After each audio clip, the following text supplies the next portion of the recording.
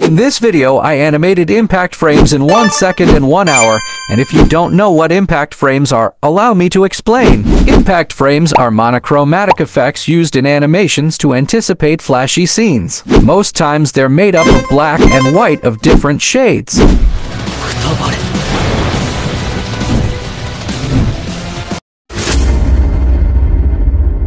First, I open up my Flip-a-Clip app, select the frames per second, and set up my environment for the 1 second attempt. I'm using 2 frames per second cause, come on, who would be able to achieve anything within a second?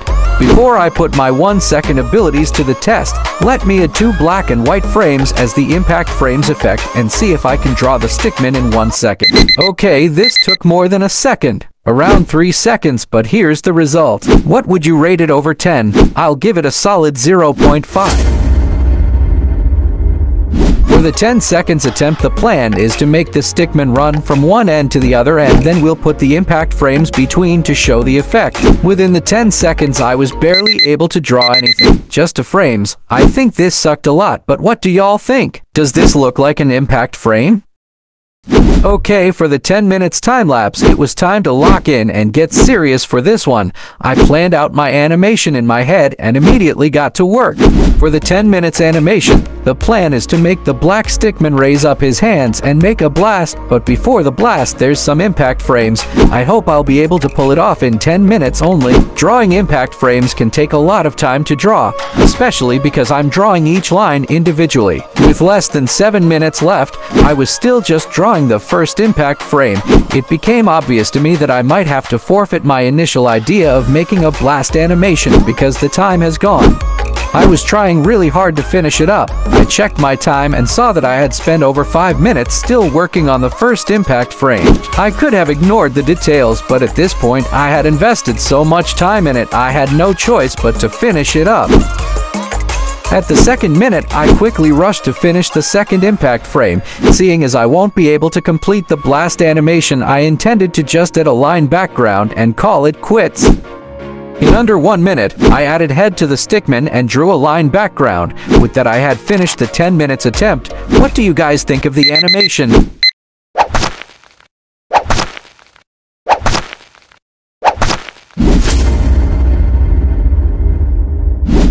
For the 1 hour time frame, the plan was simple. I'll animate the same blast idea I had for the 10-minute animation, but this time I'll have 2 different cuts. In under 2 minutes, I had finished with the stickman animation. What was left was to add heads. After that, I animated the close-up shot of his hands where the blast would come out of. But before the close-up, I drew impact frames for when he first raises his hands. I animated a star-like impact frame in this scene.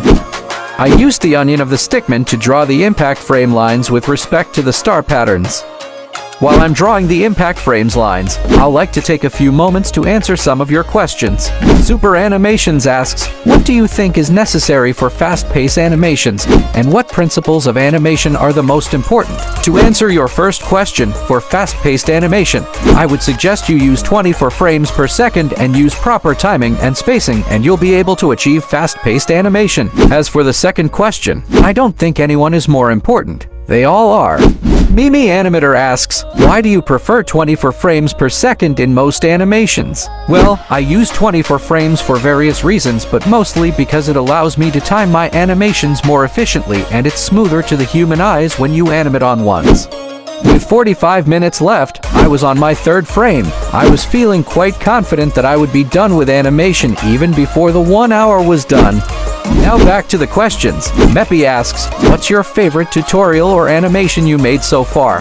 Honestly, I don't think I have a favorite. At first, I fall in love with my animations, but after some time I start feeling like it sucks and I could have done it better. Although I did enjoy some parts of the black versus orange animation I made with Rakuto Animations. Ako Rohara asks who inspired you to do animations. I've always said that getting into animations, my main inspiration was Combat Gods, but eventually I stumbled upon Hyen's Dojo and their amazing collabs. Finally, I got to watch Gutsu's dominate. All these and a lot more amazing stick animators inspire me daily, but my first inspiration was Combat Gods. Okay, after drawing about 4 white impact frames, I decided for the next one I'll throw in a black shade impact frame. In total I had in mind to animate about 6 frames, that's almost half a second with a 24 frame per second frame rate. The black shade was going to look like shadows on a part of the stickman as light bursts from one part of his body. I had fun drawing the impact frames, although it took a lot of time. When I was drawing the black impact frame, I checked my time and saw that I still had enough time to squeeze in one more white impact frame, so I hurried up to finish the black shades. After drawing the white impact frames, I'll go back to each impact frame and on a layer below it, I'll fill it with opposing monochrome colors to them. So if it's black, the layer below would be white, and if it's white, the layer below would be black. Meanwhile, I checked my time and saw that I was left with just 25 minutes. I then decided to move to the second cut with a close-up of his hands to the camera. He then makes the blast. Meanwhile, as he makes the blast, I wanted to animate impact frames in between it too. I drew fingers for the stickman and on a different layer animated the laser beam blast. This was quite fun for me because I enjoyed animating the effects. After animating the effects, the idea was to loop them. But before that, I added in-betweens so I could add some impact frames between the blasts. For the impact frames here, I decided to use somewhere between 3 to 4 frames so I wouldn't blind my viewers. With only 18 minutes left, I knew I had to get the impact frames animation over with, so I locked in and worked as fast as I could on it. Let me get back to answering some of your questions. Awesome Bros asks, how long have you been animating? Well, I've been animating for about 4 years, although I took some breaks in between. The next question from Pumpkin YT says, what animation app do you use?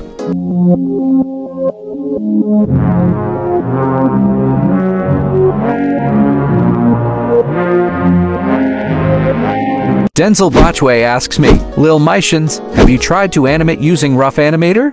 Back when I was starting out, yes, I did try out Rough Animator, but it was too confusing to me at that time, so I simply went back to Flipacclip and stuck with it. After a lot of white strokes later, I eventually finished with the impact frames animation and quickly went to adding a previously drawn background in the animation.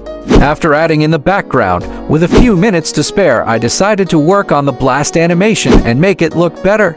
After animating the blast, I added little flying spark effects to it. I was animating them on one so it shows that the blast was going out really fast. Checking the time and seeing that I had only 3 minutes left to complete the animation, I was not worried because I had finished, and this was basically me adding some touches. I took my time animating the blast sparks. Remember guys, if you ever want to learn how to animate something like this on your own, check out my tutorial playlist link in the description and get to learning. After adding sparks, I tweaked and edited the animation. This is the result.